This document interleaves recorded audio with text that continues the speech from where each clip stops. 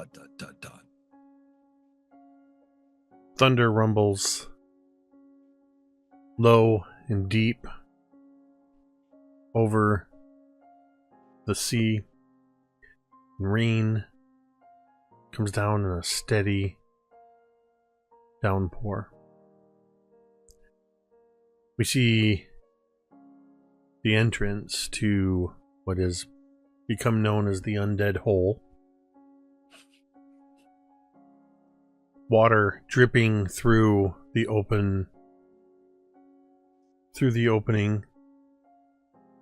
creating muddy puddles below.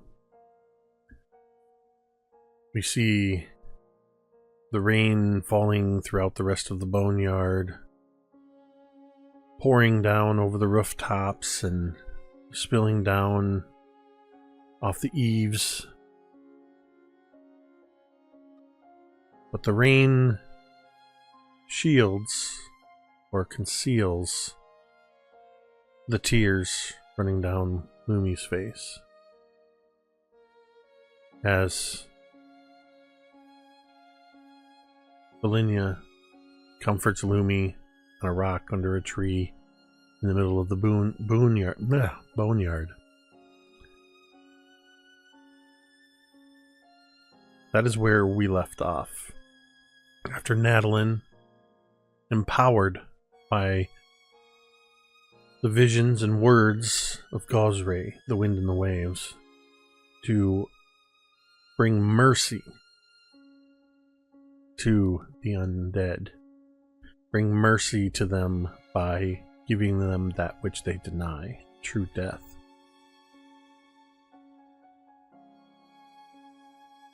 The Ghast, Wolber Rags, is dead, as are the 12 ghouls that were sheltering in the tunnels. You took the shield, the wand, and the goggles that were part of what was going to be a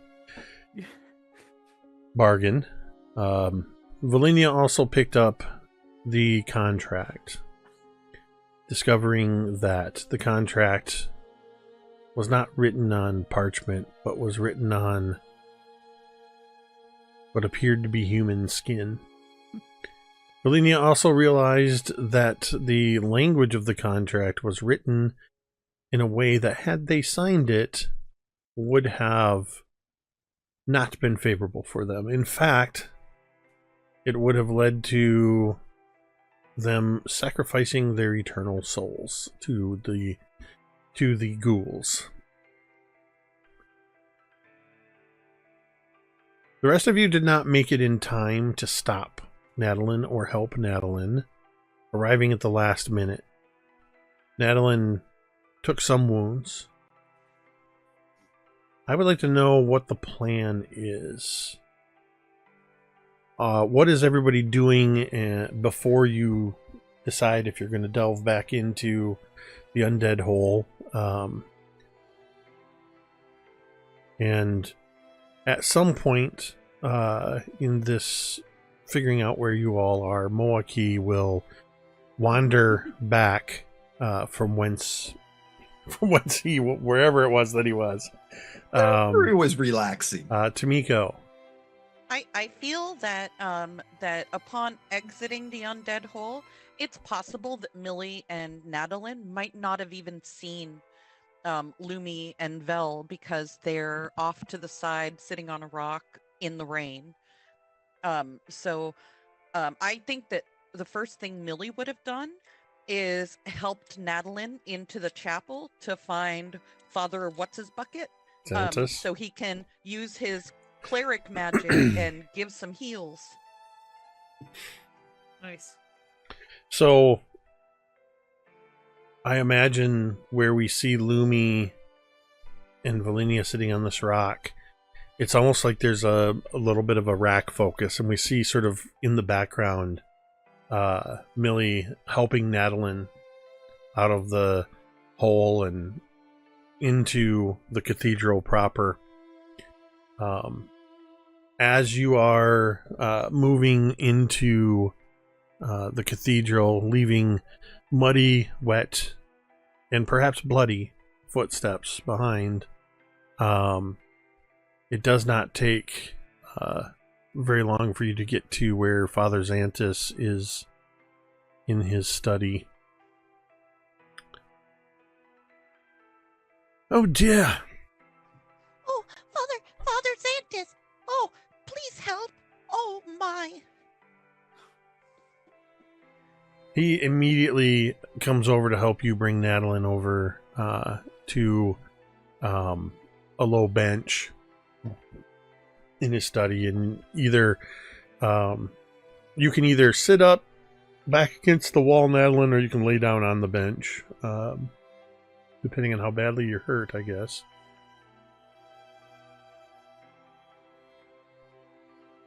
I don't think Natalin's going to show actually how hurt she is at this moment. She's not worried about that at this point, so she would just sit down. Father Xantus is going to take a quick cursory look over you.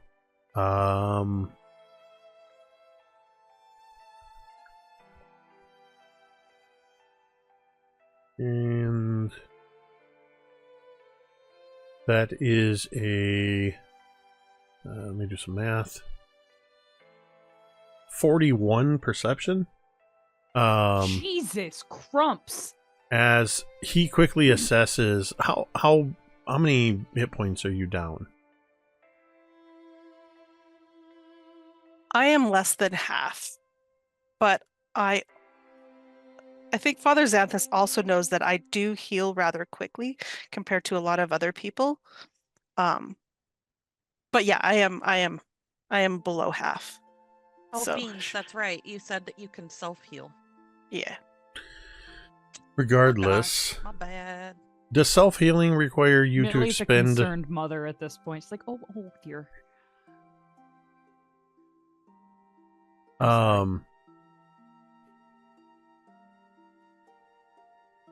Does that require you to expend resources like spell slots or anything like that? No, I can just do it. I can only do it like once every 10 minutes per person. So, okay. Regardless, he would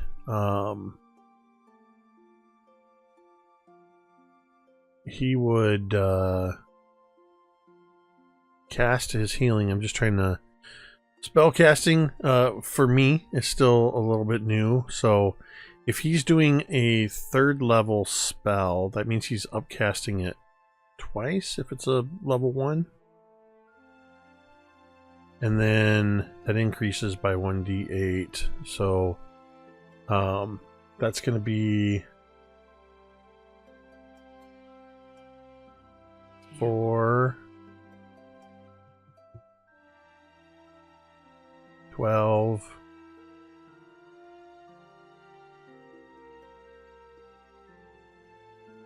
13 HP.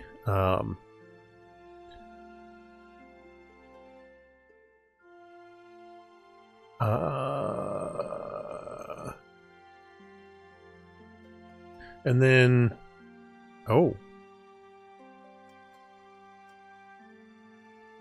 wait, okay, anyway, we'll go with that. I'm trying to understand the spell, but basically, as he's looking over you,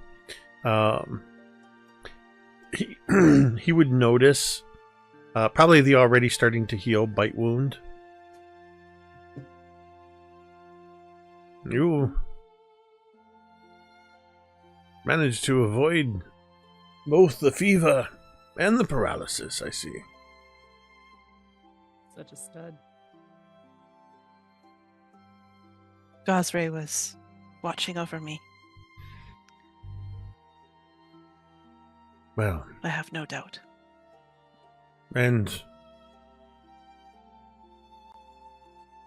the ghouls?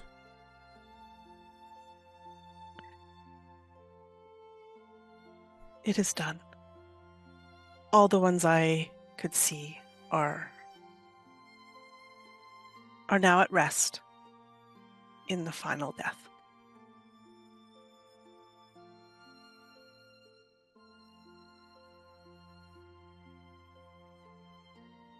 Well,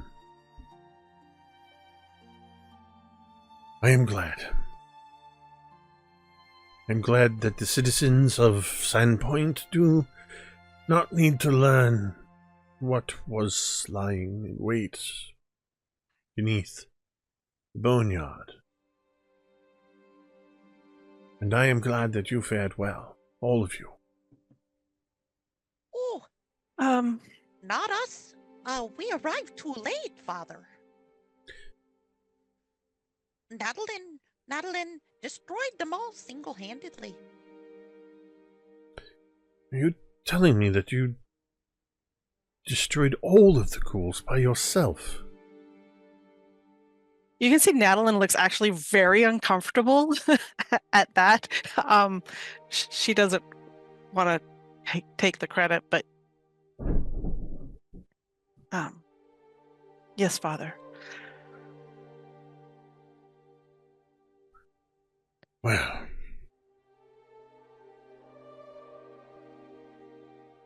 it is most assured that Gosray was with you today. But Gosray or Desna or whichever deities chose to bless you, that was foolish. She looks down again on to the floor. But it needed to be done. Well, I trust you will use better judgment in the future.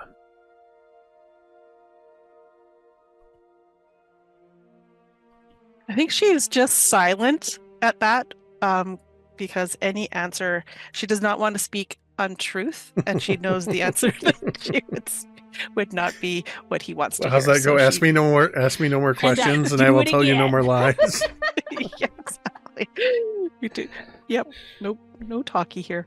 Okay. So, Um, I'm looking to Millie.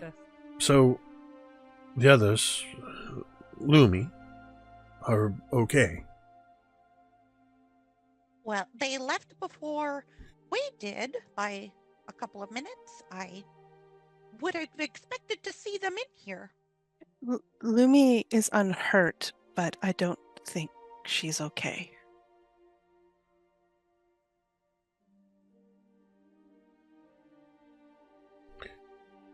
You see, Santa sort of sits back and he takes a big sigh.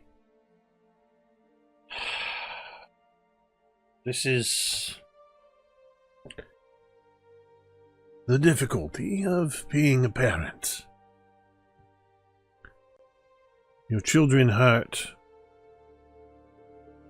You want to be there for them immediately and rush to their aid and kiss their wounds and hold them close and tell them it will be all right. But Lumi's at an age where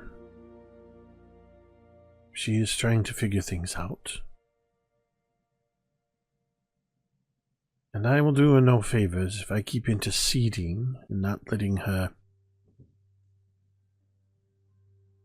find her own path. I just hope she remembers that no matter what the situation, she can always come to me. And that is true for all of you, I should say, but understandably, perhaps a bit more so for Lumi.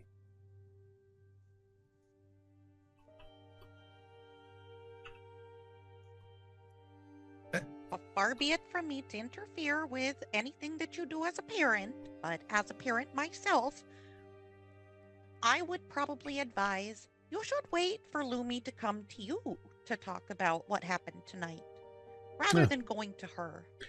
That's what I was saying, basically. It's just difficult. Oh, I'm sorry, Father. I didn't hear it in exactly those words. I'm a simple lady. Oh my god, dude. Millie is my fucking favorite. She's the best. I think about this time. If you don't, Go ahead. If you don't mind, Father, I'm tired and there's things I need to do. And about that time, a towel lays down on your shoulder as Moa is standing there chewing on half of a chicken bone and leg, just sitting there going, "I've been listening the whole time." Just leaning against the doorway. Just leaning against the door, and then walks over and puts a towel because you're soaking wet. Like, I think she just kind of like picks the towel up, not knowing where it came from, or it's to dry off. It's to dry off there. It's clean. I didn't use it. It's for you. Thank you, Moa'Kee. I gotta say, I'm impressed. This is everyone's alive. That's good, I think. Although I do have one. I can Millie wait for scowls later. at you with her hands on her hips, Where'd you and she says, "No thanks to you, running off to God knows where." I was looking for you. You all disappeared on me and decided to go in the hole without me. There What are am I three supposed to different do? places we possibly could have been. I don't think you looked very hard. And besides Millie, Monte Cristo kind of like fluffs up and goes, Ooh, it's pissed. And he takes a little piece of chicken and throws it at Monte Cristo. yeah, Monte Cristo just like, "Oh yeah, chicken." Exactly. Starts eating. He's not mad anymore. Yep. There's a part of me that wishes that was actually Monte Cristo talked and that was his voice. Oh yeah, chicken. He can talk. It's not Well- a feature that I have today. Okay. Well, my Well- apologies for not being there. I will be utmost observant then in the future. Thank you for my scolding. I love it, dude. Remarkable. Well, you take all the time you need. And Xanthus is actually kind of looking at the three of you in this space. He's going to... Well, it's about time for me to make my rounds. And he's... time to hit the old dusty trail. Slaps his Yep, thighs. he's going to slap his legs as he stands up and... All right. He just shuffles off out of the room, leaving the three of you in his office alone. Millie, thank you for your help. And I think at this point, Natalin just gives you, like, embraces you extremely tightly. Oh, of course, dear. I really, really appreciated that.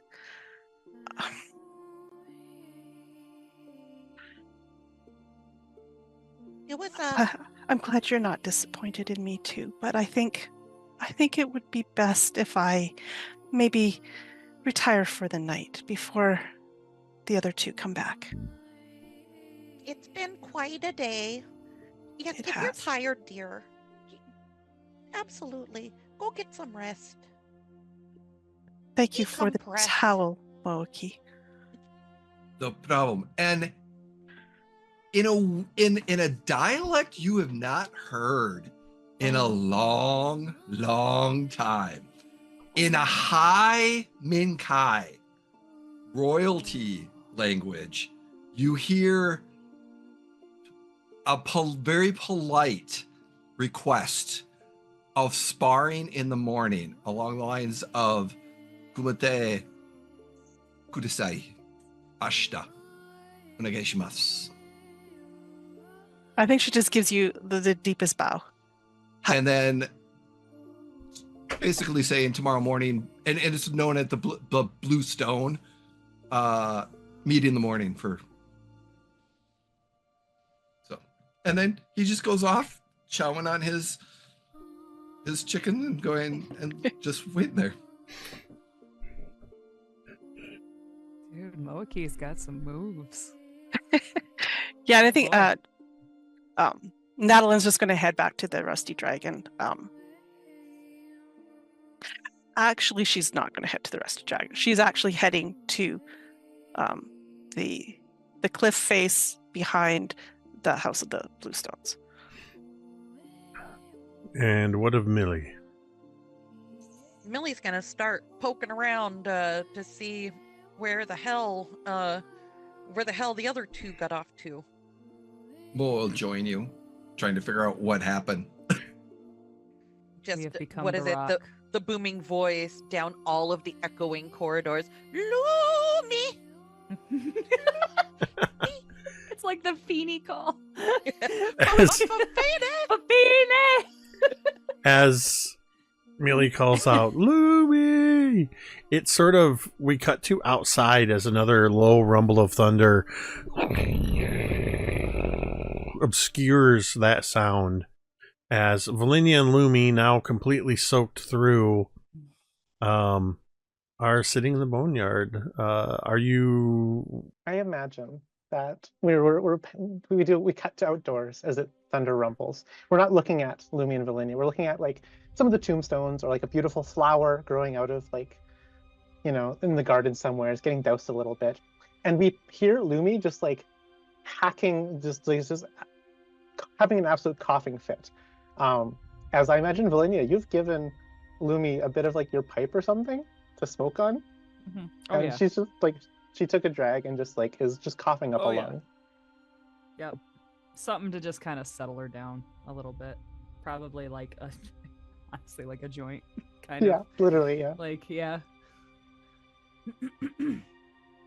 Imagine the Yeah. two of us are no longer entwined. Lumi is like, well, you're just sitting cross-legged on the stone across from you, and she's like trying her best to hold in, and she's doing this all wrong. This the smoking from a pipe Yeah, thing. no, it's not working out very well. No, she's like, the water.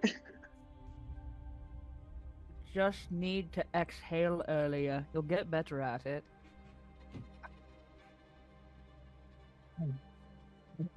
And she like takes a big swig from her water skin to try and get the coughing to stop, and coughs on it a bit more. I think we better head back inside. I mean, Well, I'm a little bit soaked. and Velynia kind of like looks down at herself and be like, yes, I think we both are, dear. And she would kind of like look up at the sky. Like, what time is it by now? Natalin mentioned retiring for the night, but like, So, what time is it? I find it interesting that in your short-lived adventuring career so far, if you were all new on a job, your working hours appear to be approximately 9 a.m. to 11:30 a.m. and then you quit for the day. No. We get out to bed, start to work at 1, take pretty off much our what lunch, you and guys- then at 2 we're done.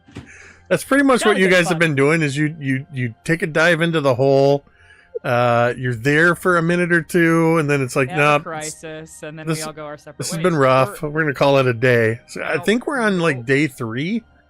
We're on day 4 3, actually. and we frickin' committed an extermination. We got the bones back. Committed a we got war some crime. fucking treasures. We did Got so 3 layers of much in 3 trauma. days. Yeah. Yes. And so, So it's I'm gonna say it's late morning, early afternoon. Oh, okay. So I early- think Velynia would look at Lumi when she suggests going inside, and she just says, well, I mean, I think you should go inside. I think you should go talk to your father. Yeah, I should. Don't catch a cold, she says. If I Not was really going knowing I what to would- say. I would kind of like look up, and I'm like, if I was going to, I would have already. Yeah, thanks for being there for me. And I think Velynia would kind of like stand up, and where Lumi is still sitting on this stone, she's sitting at about like eye height almost with Velynia still, and she just kind of like gives Lumi like a squeeze on the shoulder, and just says, "Anytime, I'm always happy to talk." And then I think Velynia would kind of like leave. She would not want to go into the cathedral, as is her custom. She takes solace in her alone time. And so I think she would either just like walk, because again, it's not like she's getting any fucking wetter. So she's just gonna kind of like walk around and go fuck yourself all. I see your faces. So anyway, but she's just walking around the town and then gonna probably head back to her place of where she lives. I have no idea what you're talking about. I'll bet. Lumi watches as you leave, like just watching you like cross the boneyard and turn around a corner or whatever. She's still sitting there in the rain on the stone, and as you leave, as you're gone, she looks over at the piece of what should be parchment, but it's not parchment, it's flesh. And she looks at it, it's all covered in water and like sitting in a pile of mud or something. And she like takes a deep breath, sighs a bit, steels herself, clambers off of this rock, bends down, picks it up, kind of like, you know, like flaps off the water, and Even like wetter than it was before. she tries her best to like curl it up a little bit, and she's like It's all kind of like spongy. she gets all squicked out of the texture of it. Okay, it's leather basically. You But said really- that it was between Buffalo Bill and leather, and this is. I this is never all said that. 3 You layers said of that. dermis. You guys It's also said been that. sitting out, it's been sitting out in You like the said rain a bit. poorly Though. tanned. Is I did say what you poorly said. tanned. Yes. You said somewhere between Buffalo Bill and good leather. I guess I did acknowledge that when you said that. So yes, Yes. it's gross. Continue. She just like kind of like rolls it up like a sushi roll, I guess. And like wraps it in like some cloth and like tries to squeeze some more of the water out. And she's just like she's holding a gag in this whole time as she's doing this. And then she takes this bundle and she slowly and anxiously trots into the cathedral itself with this like grotesque gory bundle in hand. She grips it tight she's using it almost like as a bit of like a stress squeeze as well, for the anxiety of what's to come. I imagine one of the alkalites or somebody there was like, "Oh my God, there you are! Please go find Millie, make her stop." Oh my god. I That's think so funny. roll a perception check as you run into the cathedral. For me. Yeah, Lumi. Yes, you couldn't be. Then who? Well, I got a 4 on the die for a total of 13. She is very preoccupied right now. It just so We're happens, only level 4. Millie, you are on the other, like way on the other side in one of the other cathedrals, sanctuaries, still looking for Lumi. Oh, for heaven's sake, where are those girls?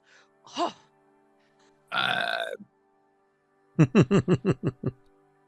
don't know, Millie. I don't know. So Lumi's goal is to find her dad in the cathedral. Given that it's midday, he likes to make the rounds in the sanctuaries. Looking, oftentimes people will come in. People typically come in throughout the day, depending on the deity they worship and depending on their schedules. But oftentimes in midday, a few more people will wander in. So he is probably making his rounds in the cathedrals. It'll take you a few minutes to find him as he is currently in the Sarenrae sanctuary, and that is ultimately where you will find him. Lumi walks up. She's light on her feet, so I imagine that many times his father have been startled by Lumi's approach. But maybe he has a preternatural sense for it now, given all these years. Lumi will be beside him, looking up at this alcove of Sarenrae as well. I tried to take her words to heart, she says, as she looks over up at the the stained glass window or whatever it is of Sarenrae that we're looking at right now.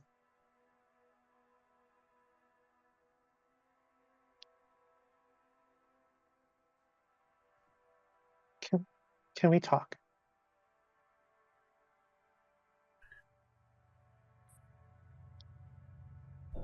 Xantus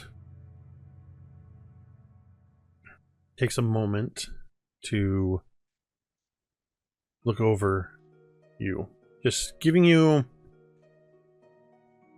I imagine it's probably something that Father Xantus has taught you growing up. When dealing with people,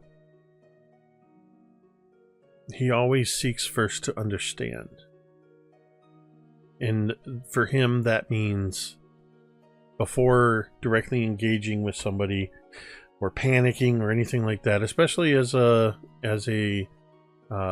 religious leader in town and a shepherd for people, he takes a moment to try to understand and get a sense of the situation. And he takes a deep breath. Yes, of course, Lumi. You know, we can always talk. What is on your mind? Perhaps we go to your office. Somewhere more private. Well, perhaps it is. My office has become briefly a bit of a triage center this morning. But let us see.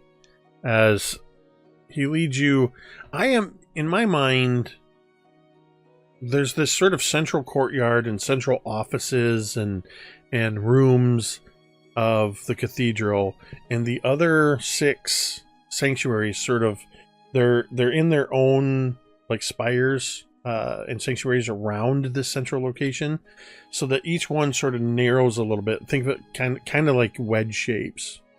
So the centermost of any sanctuary leads into that sort of central area, which would then be sort of like a courtyard with the open center with those 9 standing stones in it.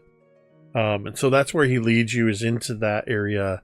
And it also makes the travel to his office much shorter, regardless of which sanctuary you're in. At which point you discover that the office is indeed vacated. He holds the door open for you and then closes the door. Goes and takes a seat behind his desk. Father sits and Lumi paces a bit. And she can't look him in the eyes right now. She begins not really knowing how to start what she wants to say. I feel awful.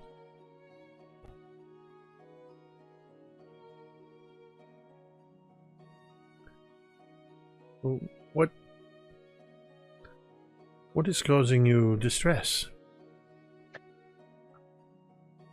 Well, you see, there were ghouls in below the boneyard, and when we had encountered them, well,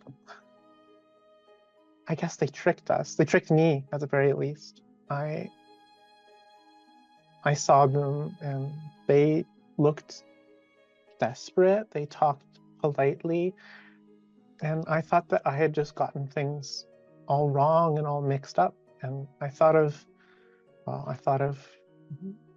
how other people would think of me if I wasn't raised here under your roof here in town as your daughter.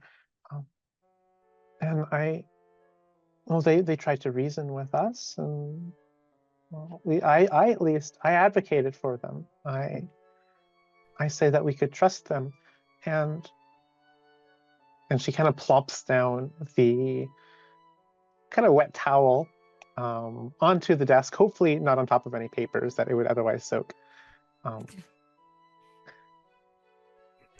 They wanted us to sign some kind of agreement, and of course this is when Natalin, she went her own way on this one. She decided no, that even though they were reasonable and they didn't want to harm us, that they had to be purged nonetheless. And well, that scared me. It scared me a lot when that happened. But and then we found this at the end. When I saw what Natalin had done, I couldn't stomach it. But Velynia showed me this, and she unfurls the towel, the rag that inside is the vellum contract. They were monstrous after all, and I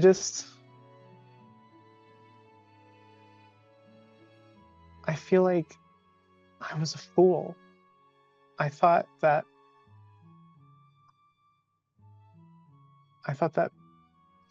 well, I don't know. That's what I'm trying to say, is I don't know. And I feel like I left my friends down. I steered them in the wrong direction. If it wasn't for Natalin, we would have all been fooled because of my decision, and I don't want that. I don't want to let them down like that again. I don't like feeling so weak and useless and stupid and foolish.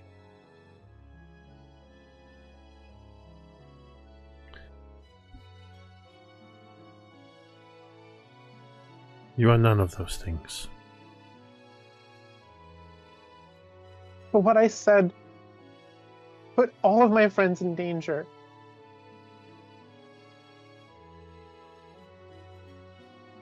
You place too much responsibility upon your own shoulders. You act as if the fates of your friends and you are solely your responsibility. But there are 5 of you.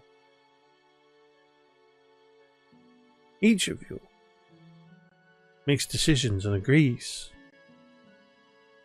or disagrees. It is not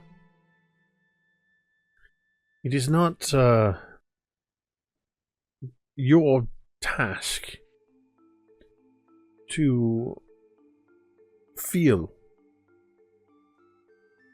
all of the guilt or bear all of the responsibility for any decision that you as a group make. These are things that you do together. And you were fooled, but that does not make you foolish. You've learned a powerful lesson with these ghouls. While it is true that ghouls are inherently evil, as you said, some would say the same of your kind.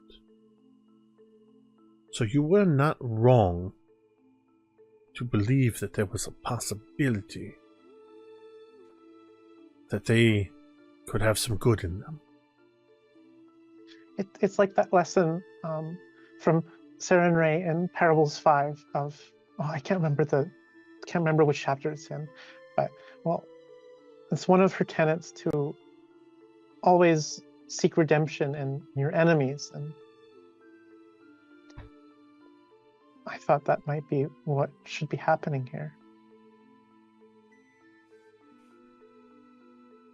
Well, again, as I have always taught you, it is also best to seek first to understand.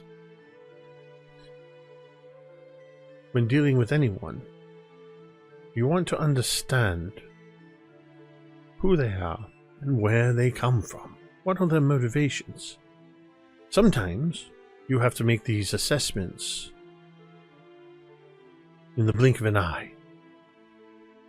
Sometimes you have more time, more leisure to get to know someone. I don't want you to think that this means that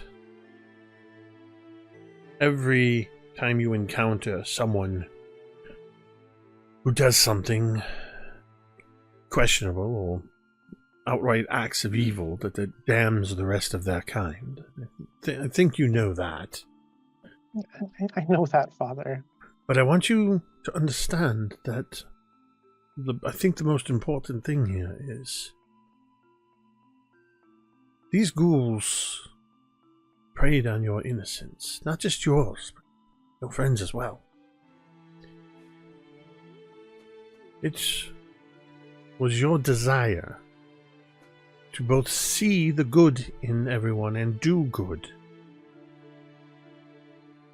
That perhaps they understood you before you had a chance to understand them, and they tried to take advantage of you.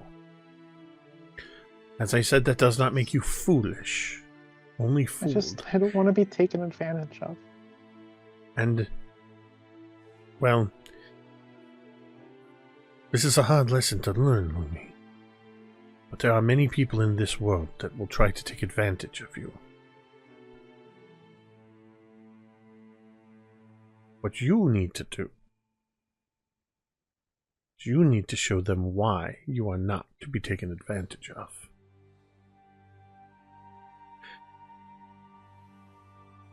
And know this: no matter who it is that fools you or takes advantage of you,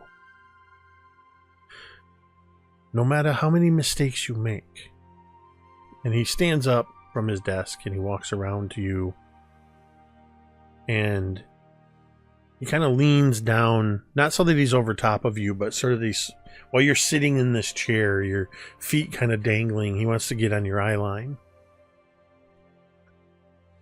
You are never stupid.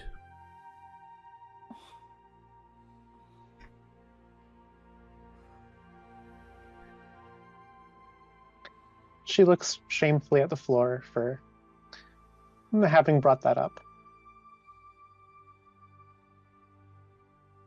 He reaches out gently, puts his finger under your chin, and lifts your head up.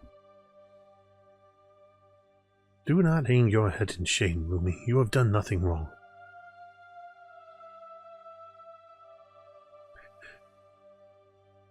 Whenever you feel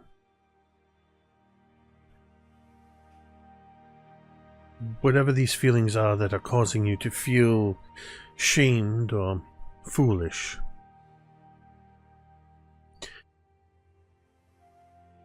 I want you to resist the urge to hang your head in shame.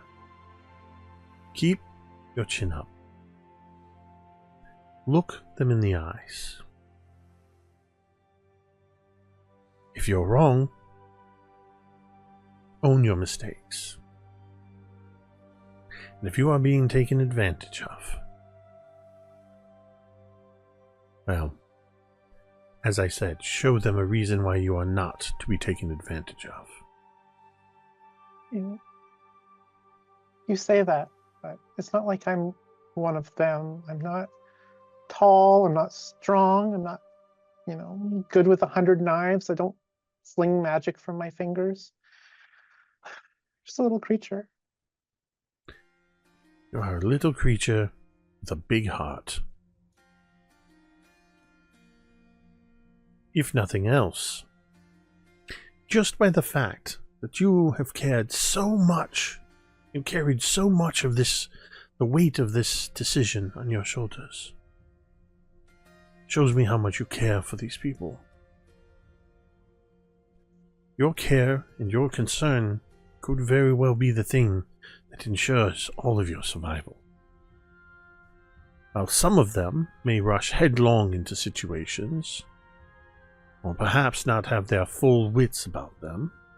Lumi gives a little smirk at that one.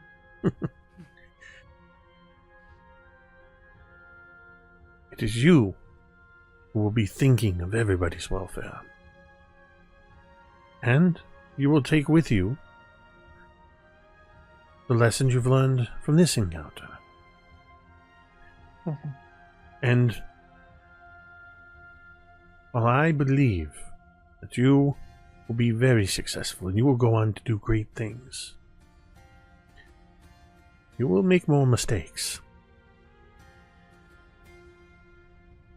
You will encounter people who will try to make you feel foolish, who will try to hurt you and your friends, will try to take advantage of you. And you won't always make the right decision. Don't concern yourself with what is the right or the wrong decision, but what is the best decision. And above all, learn from each mistake.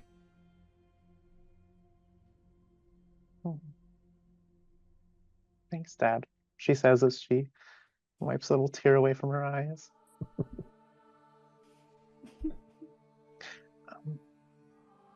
I think they're probably waiting on me.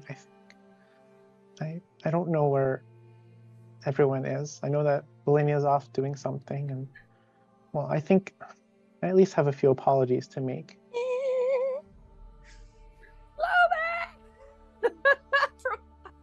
I think, yeah, you probably do hear Millie's voice somewhere in the distance now, calling out, Lumi! There seems to be either an edge of either desperation or frustration by now. But And Lumi will get out of her chair, hearing Mama Millie's yells for her. And then she reaches for the doorknob to open it again. And then she realizes that she left the nasty ass contract thingy on Father's desk. And then she wheels around just a little bit and goes, what do you want me to do about that? And she gestures at it with a fingered claw. If you would like me to dispose of it, I will. Otherwise, you've slain the author of this contract. Well, not me. How are you going to get rid of it? Burn it? We'll burn it with magical fire. I feel like we always bring Father Xantus something gross. Millie brought him a bag of this gross-ass armor. Lumi brought him this fucking contract of people skin.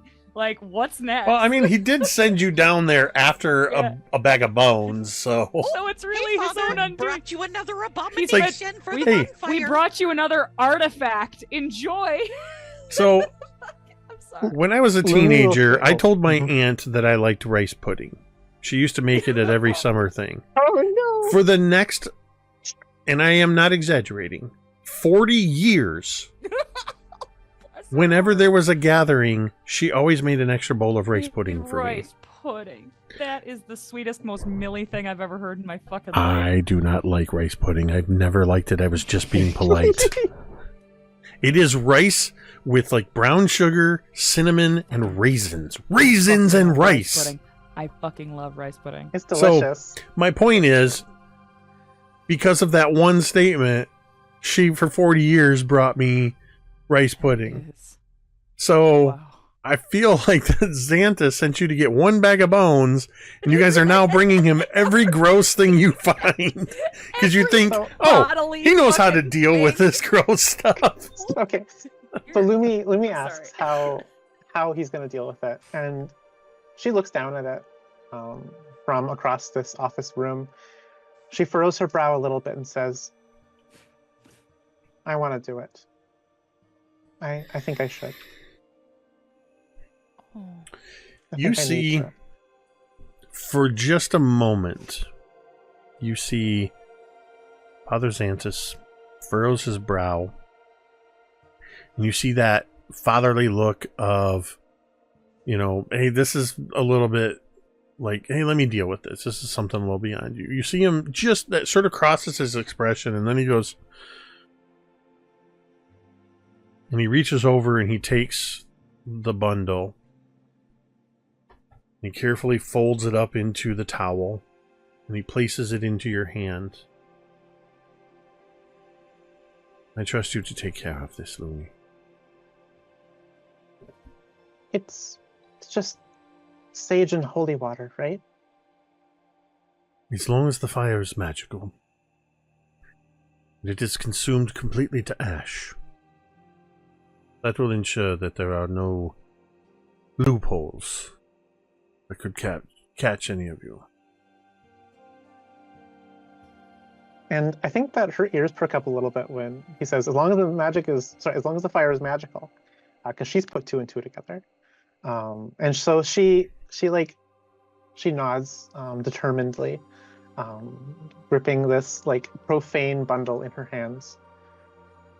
Thanks again, Dad, she says as she leaves the office. Who I imagine she bumps into Millie not too long after. As you leave the office and head off, Xantus, we linger with Xantus for just a moment as he crosses over back to his seat behind his desk. And he turns and he watches where you've left and listens to your voice as you call out to Millie.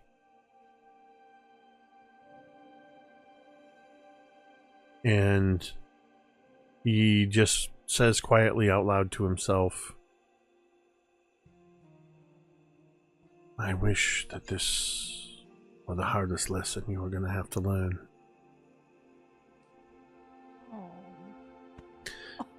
Desna, I pray your guidance over Lumi and her friends. They're going to need it. And we'll cut out to Lumi catching up to Millie. Can we have a minute for the Bob Saget moment? Yes. Oh, that was so nice. Listen, One point of DM inspiration. I did not Yes. plan it this way, but to be able to play a fatherly character, I've been literally training the last 25 years for this role, so... I feel like it's like Peter Griffith's like, well, I'll probably be answering most of your questions with a story.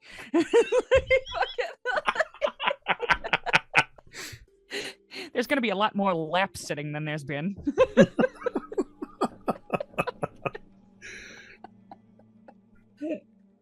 And I love that Father Xantus is not a character that you guys visit and then you go to other towns and you never see him again, because this is your home base, so... We are accountable to him. I am Father Xantus. Yes, you That needs to be my shirt. I am. Or Father Xantus. we are all Father Xantus. That's amazing. Aside from that one creepy line where it sounded like he was hitting on Velynia. Hey, Velynia didn't argue. That's the other shirt, Daddy Xantus. I forgot about that. Daddy Xantus. Amazing. Love it. Lumi over here. Lumi disapproves. Lumi didn't like that. Oh, Millie finds Lumi. Thank God. Oh, for heaven's sakes, where is that girl? Moa'Kee, give me a chicken. Oh God. He's got like a small little bat, like paper basket, or he just pulls one out and kind of hands it over. Millie, that's my last one. Millie takes the little drummy and bites into it. Oh, gee. Did you want some sauce with that? Normally I would say yes, but in this case, I do not want your pocket sauce. I'm not saying I have pocket sauce. I wouldn't do that to you. Come on. These are these came from the Rusty Dragon, so. Oh my God. Quick shout out. Bill in the chat, Zaddy. Zaddy. Zaddy. Love it. Zaddy. Lumi heavily disapproves. He leaves the party. And I imagine we round a corner and see Lumi. Oh my God. Her coming ears up. There, perk up at the sight of the two of you. But it's Millie, more there she is. There she is. it's more performative than genuine. She like perks up like, oh hi, and then they kind of like fall down a little bit because she's still solemn and contemplative. There you are. We have circled this cathedral 3-4 times looking for you.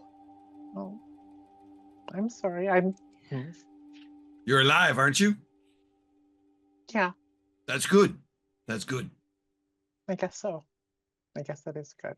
I need to do something, and Millie, I'm gonna need your help. Oh, Well, of course, dear. if you don't need mine, what should you just let me know when you need me? Well, if it's a private matter, then that's okay. If it's not a private matter, I think we should all grab a drink and sit down for a bit. Let's do that after this little thing. Yeah.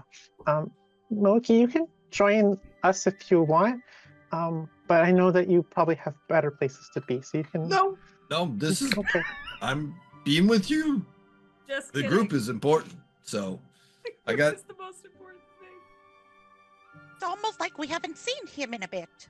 Yes, he's missed us.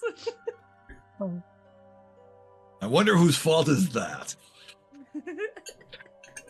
Lumi then like goes, okay, to the accompaniment of Moa'Kee as well, and we'll lead the two of them over to where, like, I imagine like a deep like fireplace would be. That's a bit more remote and not like in the open hearth area, and she like kind of stops and looks at the fire a bit, kind of reminded about the fact that she's witnessed her party, her friends burned alive in fire.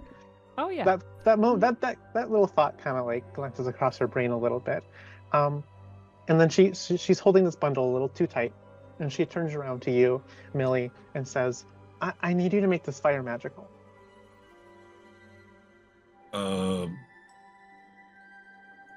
Gee, dear, let me see if that's something Mama Millie can do, because I'm not sure it is.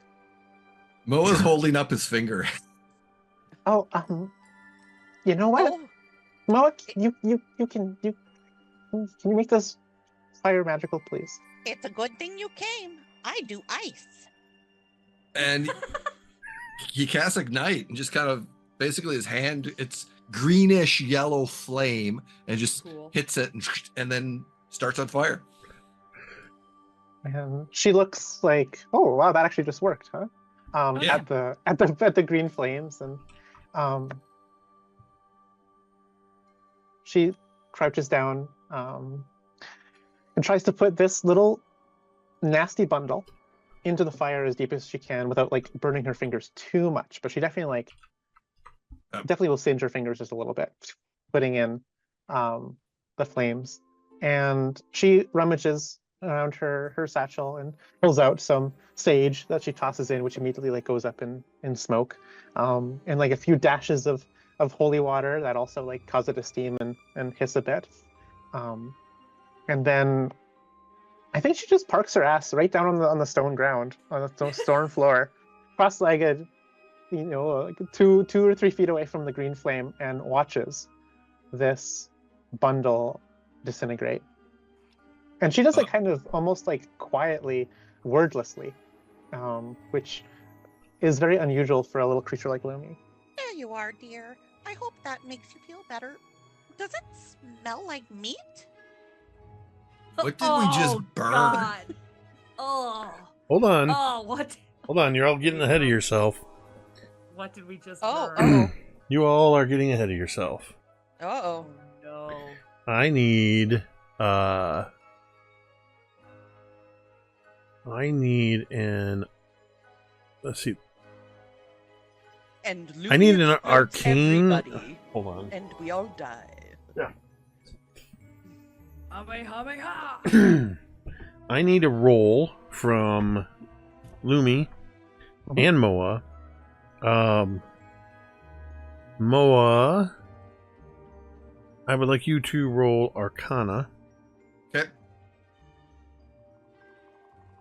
18, unfortunately.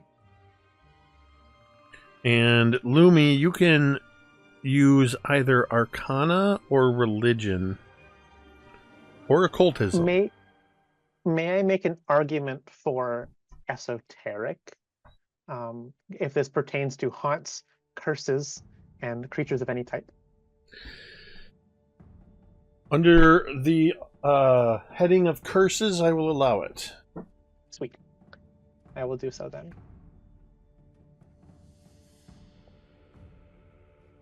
That's going to be a total of 24 for Lumi.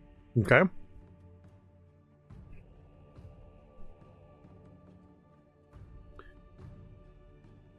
You didn't need anything from me? I'm good? No, you did not contribute magically to the fire. I offered my emotional support. That's fine. That doesn't gotta count for something. That doesn't require a roll.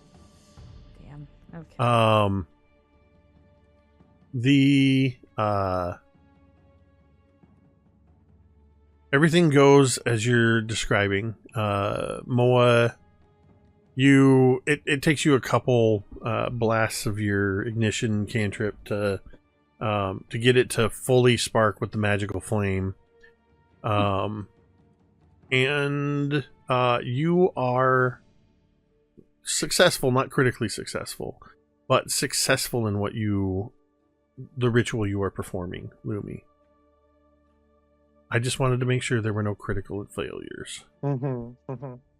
Yeah, so she sits cross-legged, staring at this profane item, going up in smoke and sizzling and being reduced to cooking and reducing itself to ash, in a wordless kind of not quite trance, but she's definitely like staring into the flames.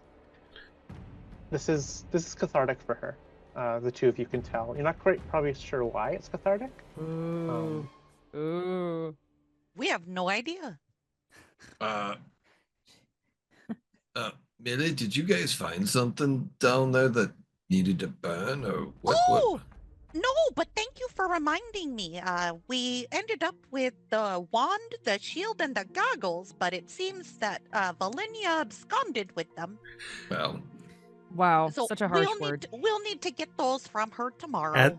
At the mention of Velynia, we do cut momentarily to Velynia, who, for reasons you don't understand, Velynia, you feel as though a slight weight has been lifted off your shoulders.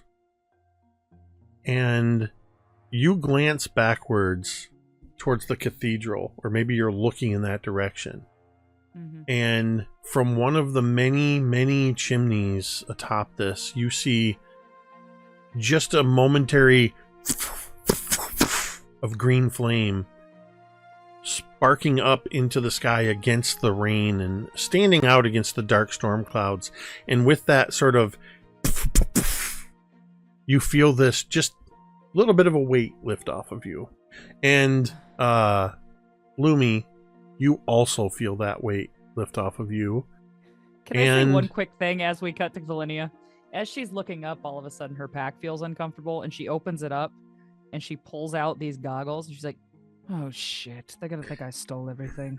And then she just like shoves it all back in and cinches it shut and keeps walking.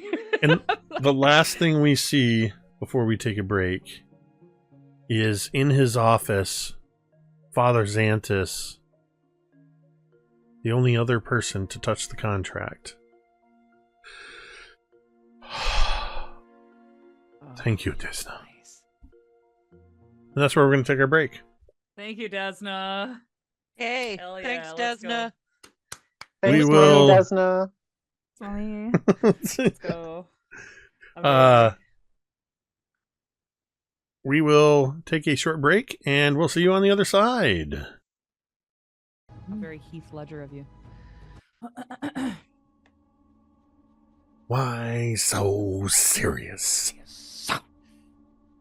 All right, we're back. And on that note of the why so serious, I saw a great TikTok. I think I sent it to you, Cari, this guy going between Heath Ledger's Joker and Mark Hamill's Joker Yes, while dude, delivering yes. the Why So Serious speech from The Dark Knight. So good. The two best So Jokers, in my opinion. Mhm. I digress. Instead, I want to focus on you 5 Jokers. Stop! What a segue. What do you? So, Oh, you How- flatter me. what do you guys want to do? Or do you want to skip to the next day, or do you have things you want to do on the rest of this day? I imagine that Moa'Kee asks, kind of like, what's she doing? What's she burning? I think that Lumi would have just like very offhandedly say, as if like it's no big deal to bring up, like, oh, this is the agreement that Velynia found. Or she would have said was, but The what now?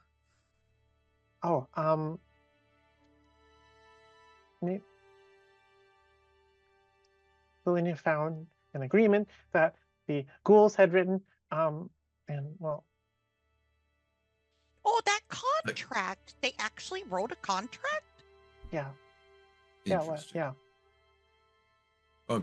That's what this is. They must really be lawyers. Well, sounds like they're gone, so no need for the contract. Good way to get rid of it. We don't want any trace of it.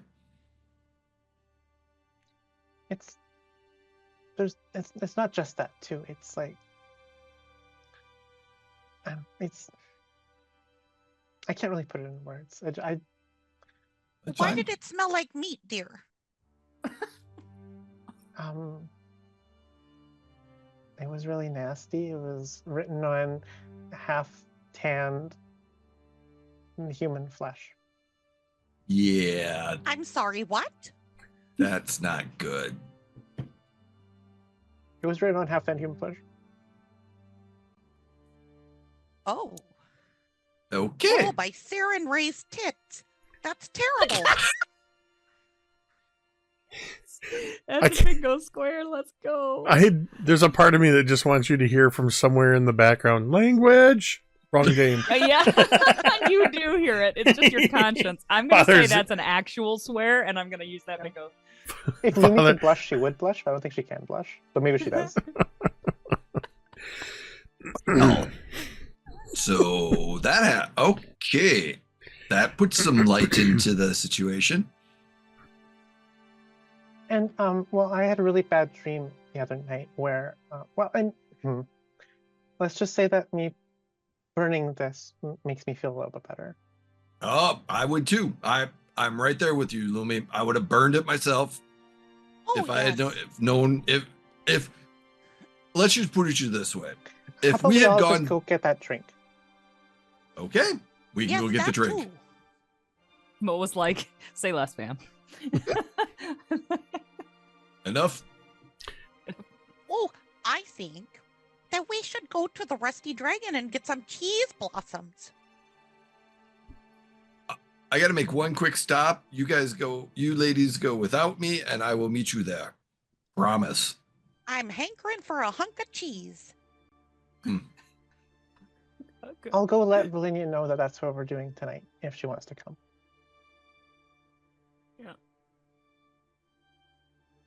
And Millie, can you find Natalin?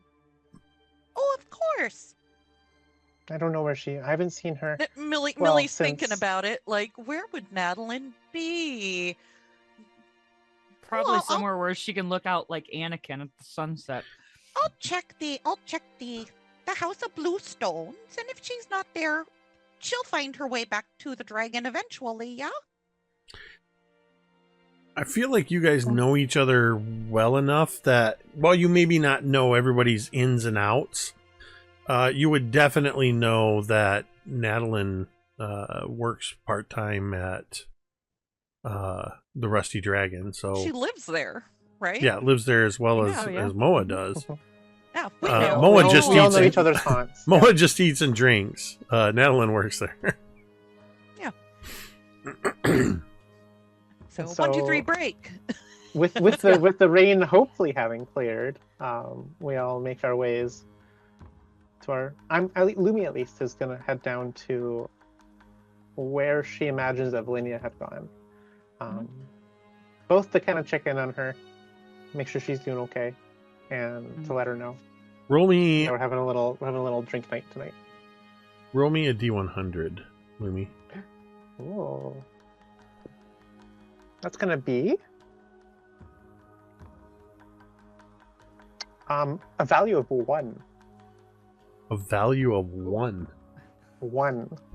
I After roll all the 0 on math. my 10s and 1 on my 1s. So, strangely, whether connected or not, when you exit the cathedral, you find that the sun is already out. There's a little bit of lingering rain as the storm clouds are moving on, but it's that kind where now that the sun's out, as the storm moves on, it just looks like really thick black clouds. But already the sun is beginning to cut through the storm, and you imagine within the next couple hours, everything will be dried out. Imagine it's probably a rainbow then. They're just That Lumi will definitely take in. She'll notice the beautiful colors in the sky, and with the weight off of her shoulders of the contract burning in the flames, with the talk with Father, the company of Velynia earlier today, she feels a bit better about how everything went down. And she takes that in, that moment of growth, of tranquility along with the sun, along with this rainbow, and takes it to heart, and trots not nearly as energetically as she has in the past, make her way down to where Velynia is. Mavashti's place. So Mavashti's place. she's where she lives in the it's like a hostel. And I would think, Lumi, if you make your way inside, you kind of, I imagine, has Lumi been in here before, either like with Velynia or seen it, or? I think that Lumi's definitely like The side been- chat's popping off, y'all. Lumi's definitely been there. I don't think she's like seen the inside too I'm much. sorry. I think So maybe has Lumi been in the place before? Oh, hold on. Sorry, exactly I'm- once. Hold on, wait. Oh my God, no. Are you back? Okay. Can you Yes, hear I'm us? back. Can you Okay, hear okay. me? Okay, Yeah, I'm so sorry. perfect. Okay.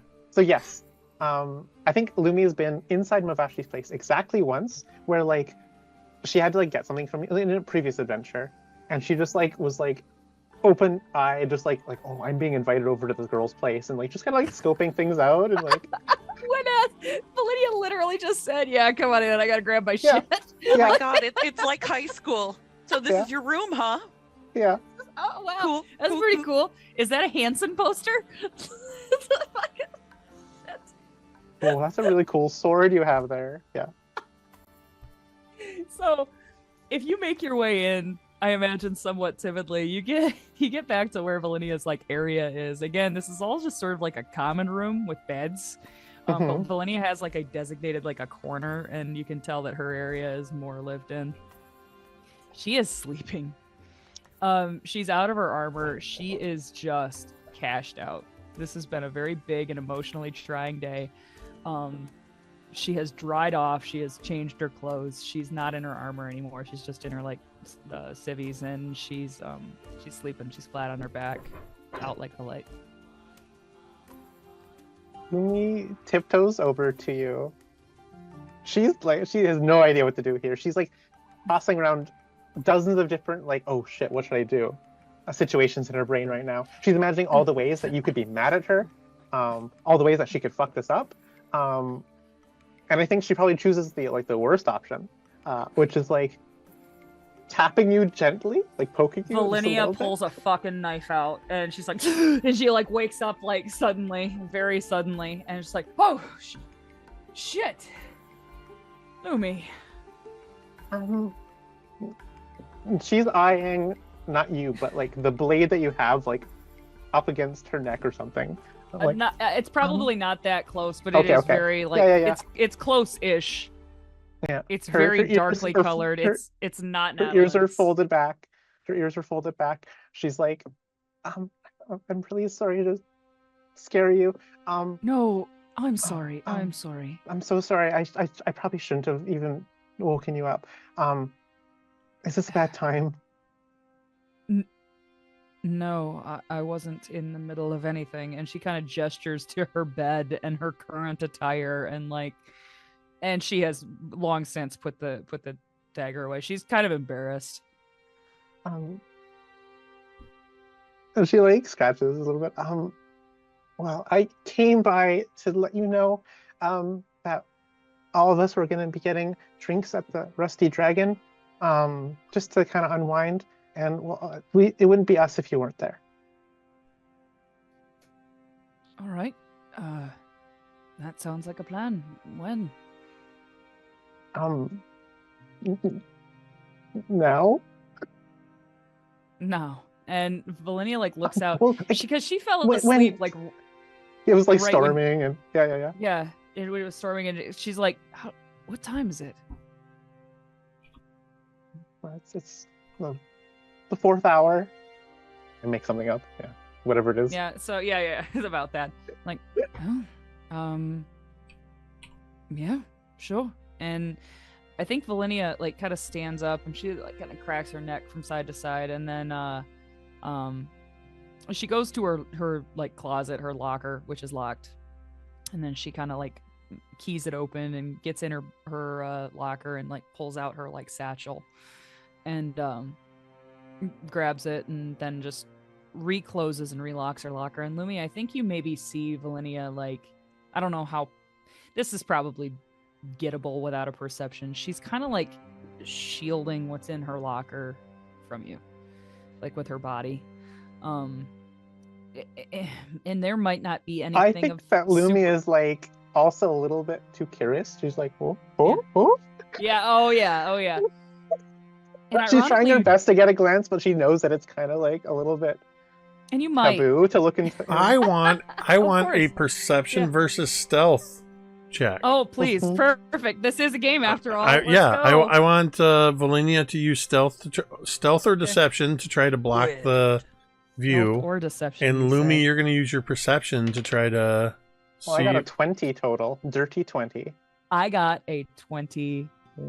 It's perfect. It's like every time you think you see something, Velynia shifts just enough to block it. Just perfect. So what happens is, like, Lumi was like trying to cop a look at whatever's in your locker, and the way that you're shielding yourself, she kind of realizes that she's been kind of looking at your ass this entire time, and she gets extremely flustered by this, and looks down at the ground, ashamed about this. Yes, perfect.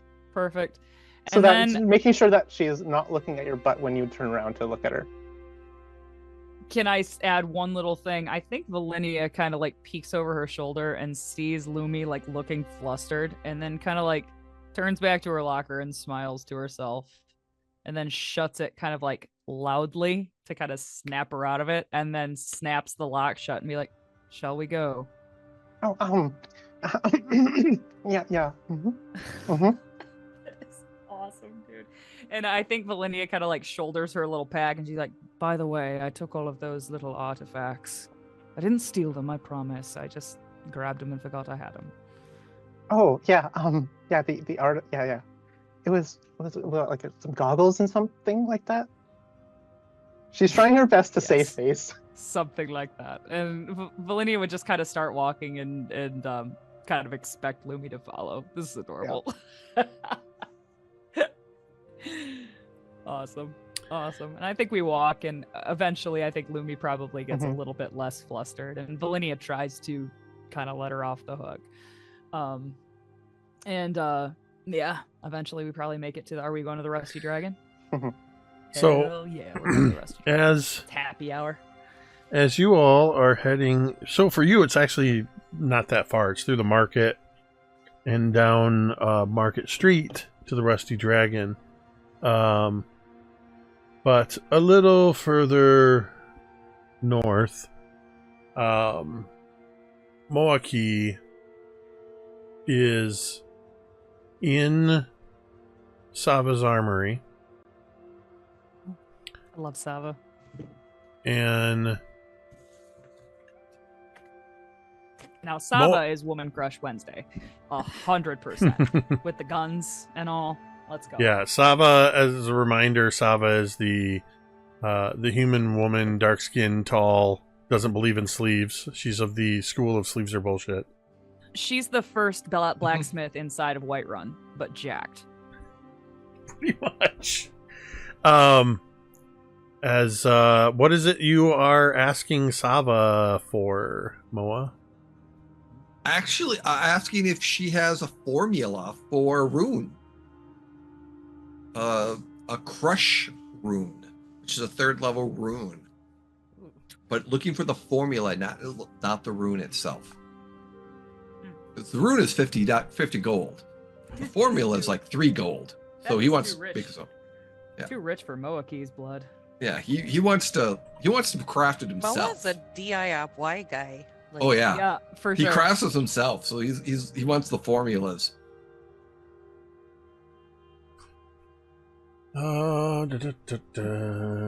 While Jake looks it up, check us out on teespring.com. At teespring.com, we got all kinds of great designs for your fantasy games, for our kids on bikes games, and all kinds of other stuff. You can get our designs on t-shirts, tank tops, hoodies, stickers, mugs, and all kinds of other great stuff. Teespring.com. Just click the link in the description for this video. It's .com. .com. I want you to first make it's going to be some kind of a, what would that be? Society check? Diplomacy? Society? Okay. No, diplomacy. Really? Society a little better in society, but So society is like for like not this. Diplomacy specifically, what I'm looking at is make an impression. Okay, got it. Can I say when I come in, I do try to charm her with just a small amount of it's good to see you, not hit on her, but just a good amount of, Lay on the sober Moa. Yeah, it's the sober Moa. Hey, baby. Okay. Not necessarily hitting. Well, on let's her. see how this let's see how this roll goes. I would like to use a domain dice because that 3 is not going to cut it. Okay. Atta boy. Shit, we do have quite the stockpile already. A nat 20 was rolling, Let's freaking go. But it dude. landed Let's on- go. but What it a turned great- to an 8. Oh, Damn it. Well, yeah. So Better than your 3. yeah, it's better than it my is better 3. than your 3. So it's an 8 since I have nothing in diplomacy. Oh, bud. Sorry.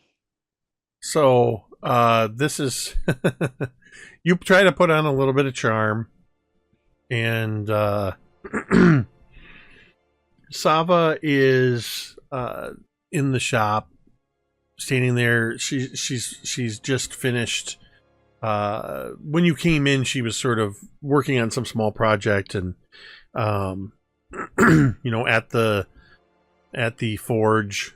So she kind of finishes up what she was doing, dunking or quenching this dagger, and setting it aside as she takes a cloth and wipes her hands and wipes the sweat from her brow. She's definitely glistening with sweat. And as you come in trying to put in a little bit of charm, she just looks at you and she goes, I appreciate the effort, but you're barking up the wrong tree. Never hurts, right? You at least get a laugh. Well, Yes. I laugh every time you come in here, Moa. See, I'm okay with that. But I'm just wondering, do you happen to have a formula for purchase? So, you want me to give you my formula for crushing rune? Well, just... When I could sell you the rune. Well, I'd like to make my own. I'm sure you would. And how do I know you're not going to take this and start making runes and giving them out to all your friends and selling them to whoever you come across and undercut my business? Because I don't? Oh, because you don't. That's, I guess, good enough for me. I shall take you at your word. I mean, yes. Don't you sell them on a regular basis, too? The runes, yes. Oh, okay.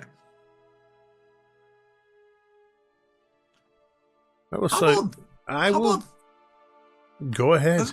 I was going to say, to make this a little bit sweeter, how about this?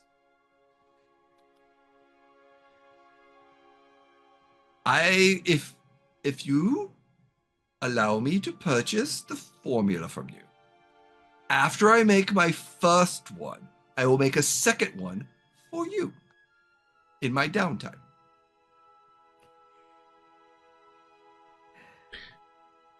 At half price.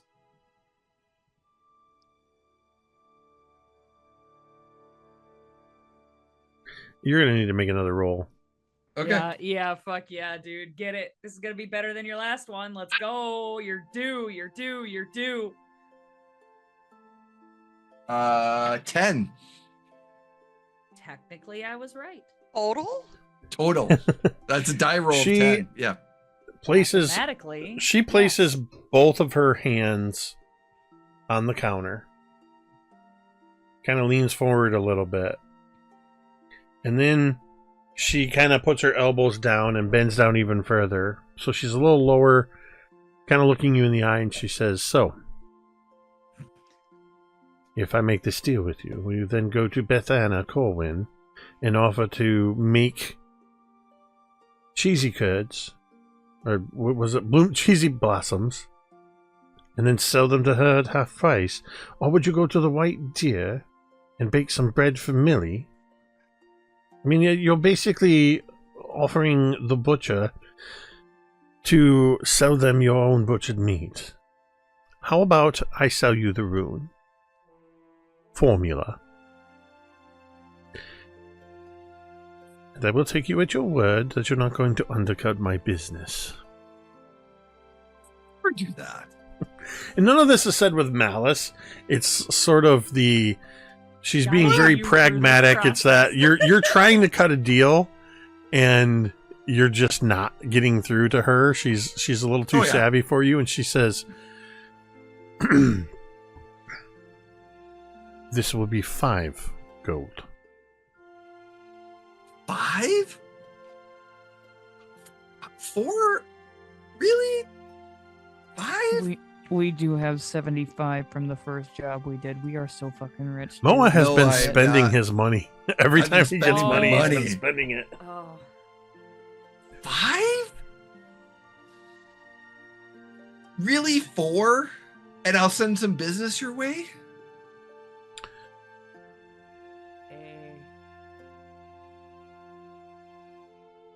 I mean, if we get magic roll me a D100. items... Roll me a D100. All right. Do it. You can do it. This is the good one. I can do it. All right, let's, here we go. That is a 43.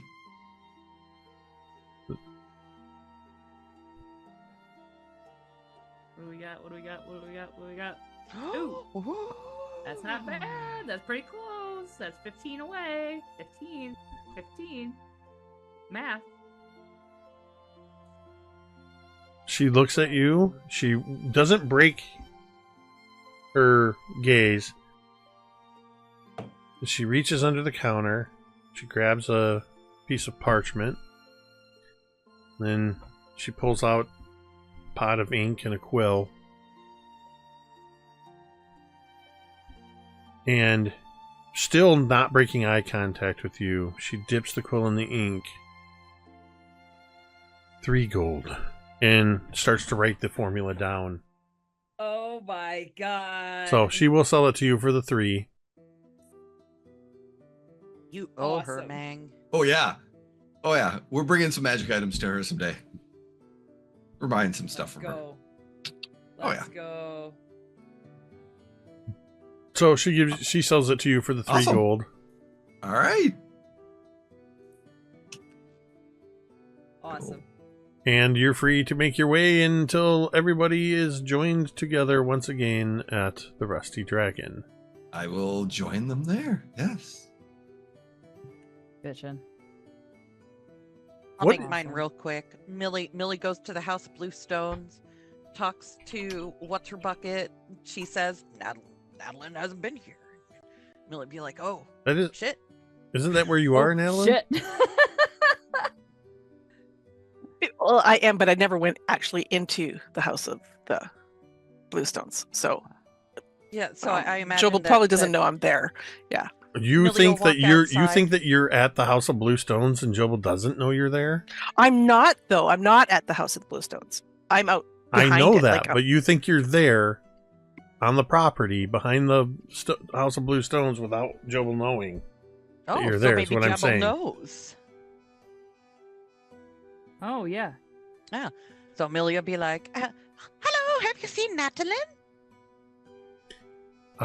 Natalin, I want you to tell me, would you have tried to be there unnoticed? I mean, it's not like I would have like tried to hide, but I was not going like to the building itself. Like there's there's a path between some houses and this other building. I would have just gone to that area, like that outlooking that cliff face there. Is she trying to be sneaky? Nah. No. So Yeah, it's if anybody looked out the windows, maybe like she'd yeah, see her, it's, but yeah. that's kind of what I was getting at. It's not like Jabel has this like has Life 360 in Sandpoint and knows when you show up. It's just that sort of somebody that is aware of what's happening in and around and maybe knows that you are there. So I think would tell you, Millie, I think she wants not to be disturbed. Unless Oh. perhaps it's from a friend. But mm-hmm. Oh, well, Cheers. I brought her a treat, so I'm sure she'll want to see me. Damn right she will. Fucking apple turnover from Millie. She is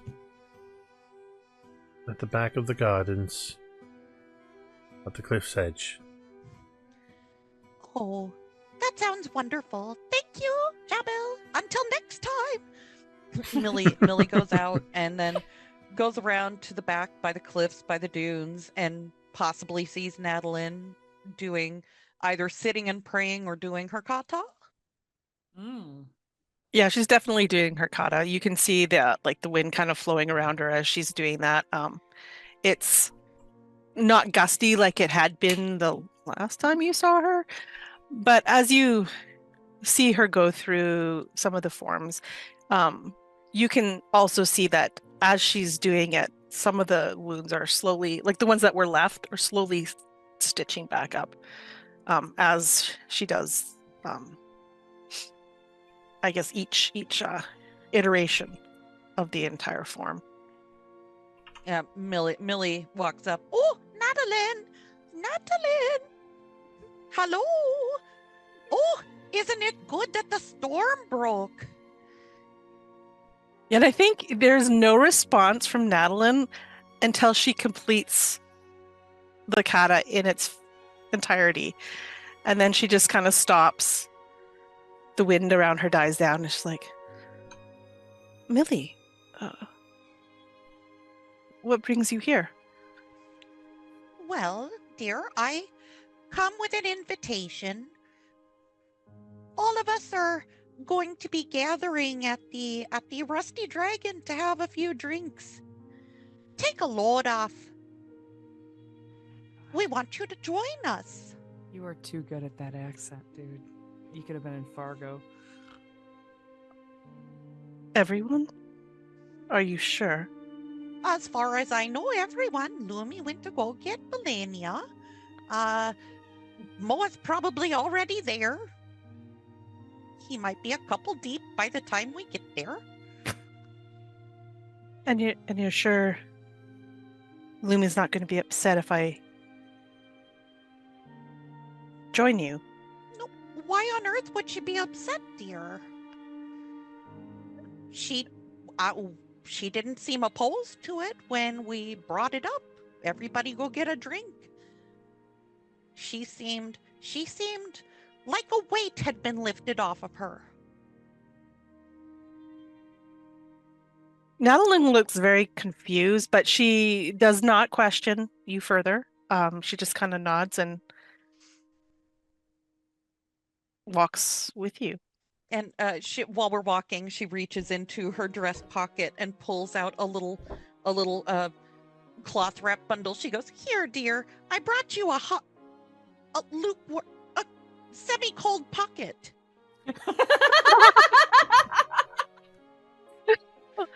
Thank you, Millie. And moderately room temperature pocket. A gently it's used tepid. cool pocket. A tepid pocket. Oh my God. Gratefully takes it from you and proceeds to enjoy it wholeheartedly, letting you know with every bite how good it was.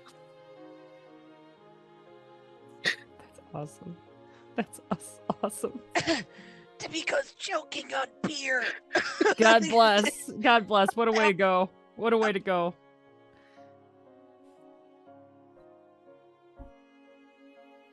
Amazing, dude. I think maybe it's partly halfway through this.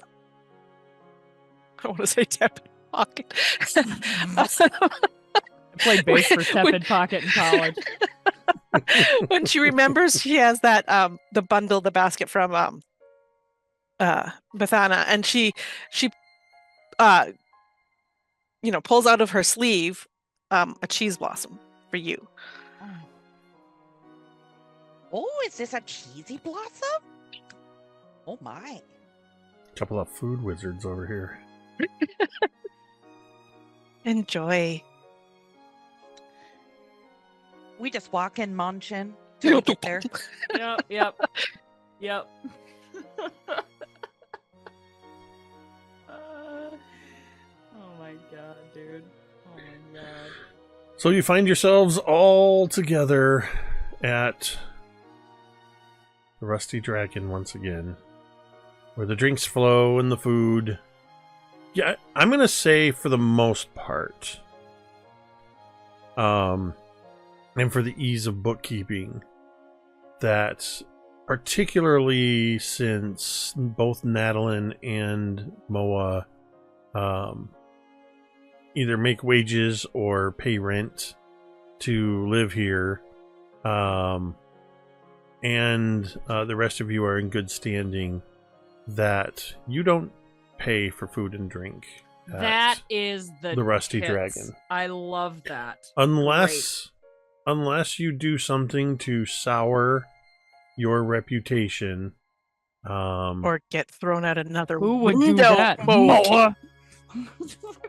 you started already with Bethana having a friendly attitude towards you all. I love it. I'm actually, because of the fact that the two of you are there and just the nature, the way the story has gone so far, I'm actually boosting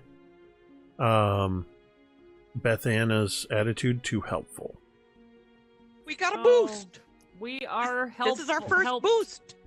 Boost. Lumi Boost. nonetheless will pay 5 silvers. We tip our servers. Don't get us Yeah. wrong. Listen, that's not the coupon doesn't cover the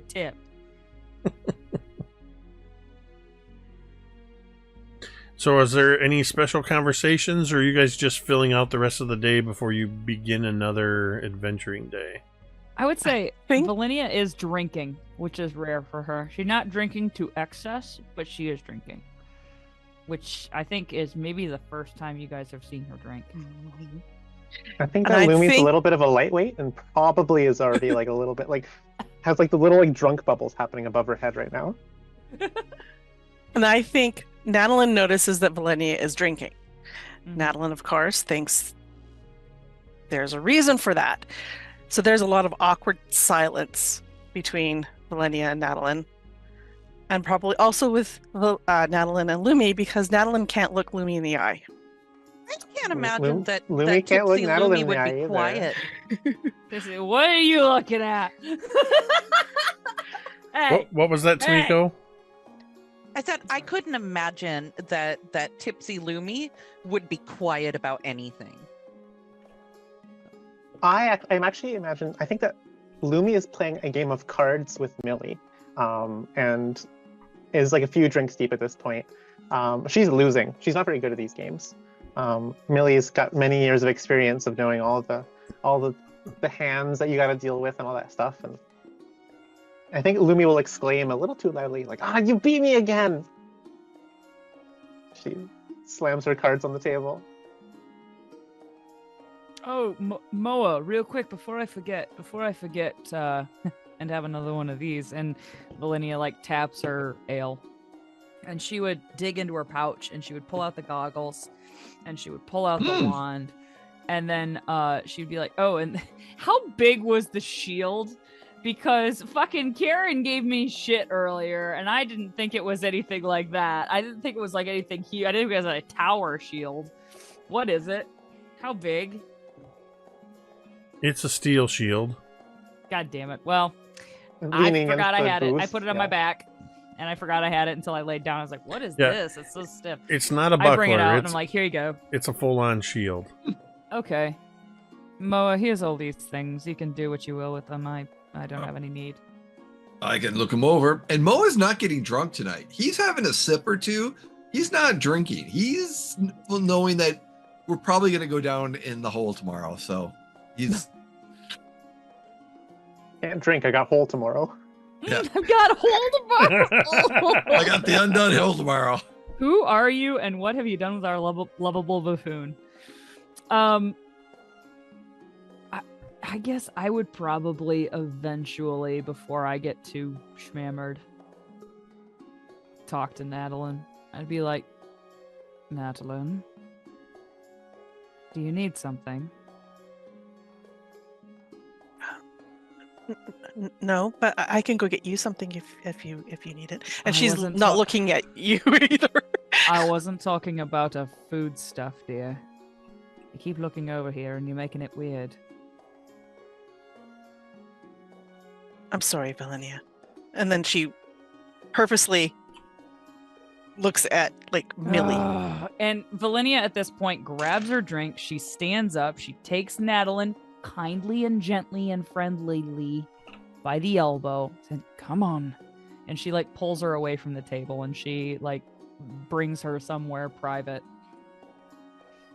And just kind of like pulls her out of the room. Oh god, fucking Lumi is misconstruing. I can see it already. God damn it. Lumi looks at you, Millie, wide-eyed.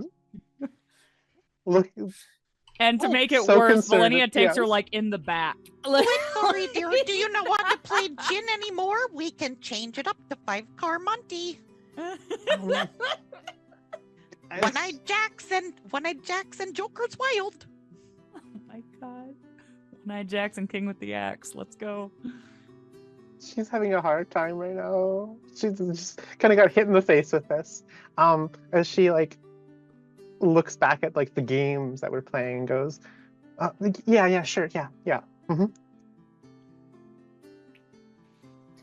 And Natalin and Velynia would bring you like somewhere kind of in a nook in the back of some sort where some dudes are probably like playing cards, and she just goes, "Could you guys clear off for a moment? This is important."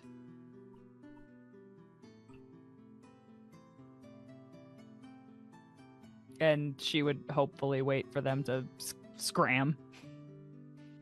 Sorry, I was looking up a rule. Who are you talking to? I'm talking to Natalin. We're in a nook. No, and who then are there's you? the Who are you telling to scram? Yeah. There's some dudes in random this nook. dudes that are being shooed away. Random dudes that I'm trying to get to clear out for just a minute. So we can chat for like 15 minutes. Maybe.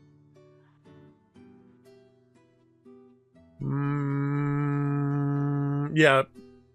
Make a... What is it? Intimidation? Or intimidation? Whatever one's better. I think when you intimidate, you're specifically like you're coercing. Well, let me see. Or you bend others to your will using threats. Not threats. This isn't demoralize. So much a threat. Yeah. I don't know. Diplomacy, probably. Diplomacy, you think? Yeah, look in your eyes sometimes. I'll find it for future sessions. I meant to put this on the cheat sheet, but there's requests. Yeah, that's what there's when you're doing like persuasion, intimidation, and all that. There's and Velynia is hot to try. It's an emphatic request. Is that what it is? Yeah, it's a gentle, non-threatening request. A request, yeah. Diplomacy has the request action. Oh. Just, yeah, go ahead and make the diplomacy request action. Diplomacy is a 22. Very attractive. You can see, or what you didn't see before you walked into this back room was that these two guys had been waiting most of the night for the people that were occupying this table to finally clear out. They'd been standing around, and just before you walk in, they're both like, oh, finally. And they sit down, and they're just lifting their cups up when you come in, and you're like, scram. hey. And they're like, they look up at you, and they're just like, and they get up, and they're right back to standing there, waiting for another table to clear. Minutes. We'll be done in just a moment. That was a critical success, so they don't require any further information. Amazing. They're just unfortunate two guys that can never seem to get a seat together. Shit. Right. You what? guys, What? You know, Right we're before just slammed. I think it'll be like 45 minutes. Right before we get to you and Natalin, the one guy leans forward to the other guy and he goes, "Look, I'm really sorry. I thought our first date would go better." Oh, I feel bad now. Just kidding, not really. I talk. I'm like, as soon as they're gone, I look back at Natalin, and I just have my beer in my hand, and for once, Velynia is kind of like avoiding eye contact for a second, and she would just kind of stand there, and she would just look at you and say, I don't regret it, Velynia. I know you're disappointed in me. I put my hand up and I just say, I was going to say I'm sorry. And I think that catches her off guard, like, completely. Because she was gathering her courage to, like, stand up to you again, and then you, like... Oh, I'm sorry? Natalin.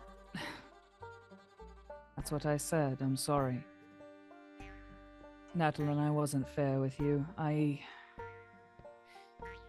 To be truthful, I admire your conviction. I don't remember the last time I felt that way about anything. And just because it was something I disagreed with, I shouldn't have tried to talk you out of it. That's not fair. And you're my friend, and I apologize. It wasn't fair of me, and I was wrong. And I don't remember the last time I said that either. I think there's a hesitation, and then Natalin just gives you a hug. And Velynia looks surprised for a second, and then just kind of like settles into it and puts her hand around your back and also hugs you. Natalin, you can feel how strange this is for her. Like she hugs you and then like hugs you hard and then like untightens it kind of, and it's just like, and then she pats you on the back. It's like, well, there, and she pulls you away, and she just says, "If we could just keep this between us, I think that would probably be for the best. I don't need everybody knowing that I, was,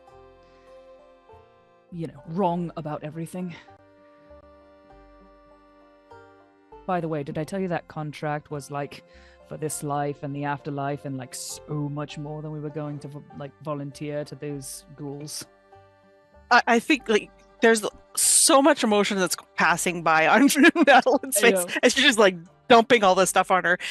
You see the first like she's happy because we're friends again, so she's happy that that's over. You can see like she forgives you. She wasn't mad at you at all ever. And then you're talking about this contract, and there's like confusion passing by because she's like not at all understanding what you're saying, and then she's kind of remembering, oh yeah, the contract, and then you're talking about this horrific deal, and there's like horror past her face. And Velynia is like trying to get this. It's like a band-aid. Like she's trying to like do it all at once. So she gets fucking done. And Natalin, I think, just reaches up and puts finger across your lips. Is like, it's okay. Oh. Okay. We're good. All right. Well, okay. And Velynia is like taken aback. It's like, okay. Well, can I buy you another drink? It's just to maybe bygones be bygones. Yes. I think Natalin is like, I almost amused at this moment with Velynia. Velynia walks out quickly and she is blushing. She is blushing hard. And she's just like, she walks over and she like walks like hurriedly to the bar. We're going to and buys her a poor drink. Lumi. And then, brings, just like leaves it there and takes one. He's like, can I have a shot as well, please? And she orders a shot. Just slams it at the bar. And Natalin's just going to go back to the table, sit down where she was before. There's no real reaction except that there's less tension, I think, with Natalin. But like poker face, she's good. She still's not making eye contact with Lumi so much because. Well, good. You better not know. Yeah. Because Lumi still ran out. Like, she knows she's hurt Lumi desperately, like with the whole thing, and she doesn't know what to do about that. So she's not really looking at Lumi at this point. But other than that, like, Natalin doesn't seem nonplussed at all. She's maybe back a little bit more to her old self, to Millie and Moa'Kee. That's great. Lumi, are you all right? Darling. No. No. Oh, she seems desperately distracted. Lumi, like, see the two of you around the corner. Velynia's blushing. No. Natalin's like looking a little like, whatever about it. Suddenly normal again? Yeah. They were gone for a bit. Velynia goes up to the bar and buys what appears to be 2 drinks. None of these things get past Lumi. And she looks down at the cards. The world is spinning for her. And she just says to Millie, I don't feel too good. And she gets out of her chair.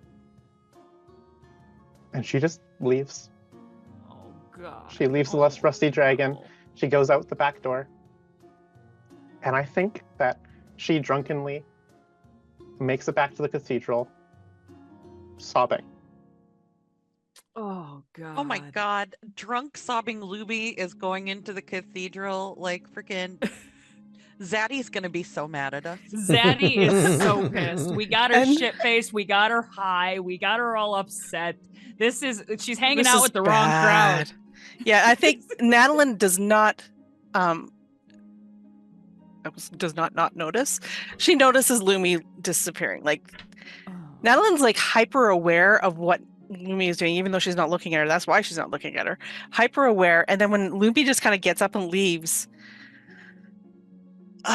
Natalin's eyes will follow Lumi out the door, and that moment where she was kind of happy has already disappeared, and she's back to like. I lean to Natalin and I would just say, "You two 100% need to talk."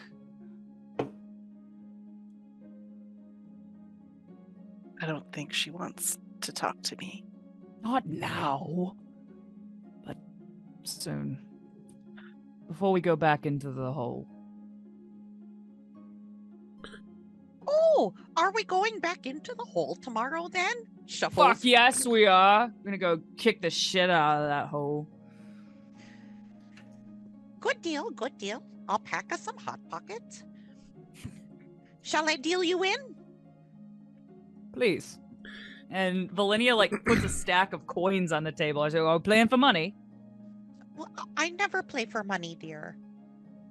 Can we?" Oh, well, not just coppers only. And Velynia takes her stack of silvers back, and she's like, "Very well. It's better than nothing." And we would play. I would play. I think I deal Natalin into even if she didn't say. I think this is a good time for the camera to sort of peel back as people come and go throughout the Rusty Dragon. It's one of those effects almost where we see the patrons of the Rusty Dragon sort of moving in quick succession while your group is sort of moving at a normal pace. As it gets into the night, those that are drinking are getting more into their cups. Some cards are played, food is eaten, and you'll all gain the benefits of getting another night's rest. As we sort of rise above the now clear skies, and the streets illuminated by torches and lanterns and firelight. As we end this session with a footnote of first, as we see, sorry, a little bit of an epilogue, as we see the camera sort of pulls out from the Rusty Dragon, and as it's sort of moving through the streets, we see a flickering lantern. And there's a sudden like spark in the wick of the lantern, and as that happens, camera is no longer moving through the streets of Sandpoint, but it is moving through dark tunnels. We see that same flickering, but this time it's coming from a 7-pointed Sahedron mounted on a ceiling. Light illuminating the catacombs as yet unexplored below the Sandpoint Cathedral. The air hangs thick with the scent of damp stone and decay as the halls stretch into darkness. Faint echoes whispering through the passageway, remnants perhaps of sounds long past. Cracked stone pillars looming in the gloom. Old carvings and runes worn by time, traces of Thessalonian culture. The silence is oppressive, broken only by the occasional sparking of the Sahedron, the scuttle of unseen creatures, a distant hollow sigh of air moving where no wind should be, doorways that yawn like hungry mouths, leading to chambers filled with forgotten relics and dust-thick memories. corridors that end in collapsed rubble or disappear into darkness. Somewhere in this darkness, something waits to be discovered. That is where we're going to end. The footnote Feels like a very pointed reminder that shit is going on beneath the surface while you're all having your fucking drama party. Shit is bubbling, the footnote, and it is happening. The footnote is during all of the interpersonal drama on the portion of our show that is Gossip Girl. Moa, not drinking, was spent about a half an hour identifying all of these objects. What a stud. The shield. MVP. The shield is a minor, sturdy shield. It is a steel shield that has a higher hardness than non-magical shields, making it hard to break and destroy. This particular one, worth 100 gold pieces, hardness 8, 64 HP, and a break threshold of 32. All that information is in the archive under Sturdy Shield Minor. The wand is a magic wand of enfeeblement. Okay. Excuse me. This wand is a rank 1, level 1 spell of enfeeblement. So you can cast once per day from this wand. Moa knows all the ins and outs of wands.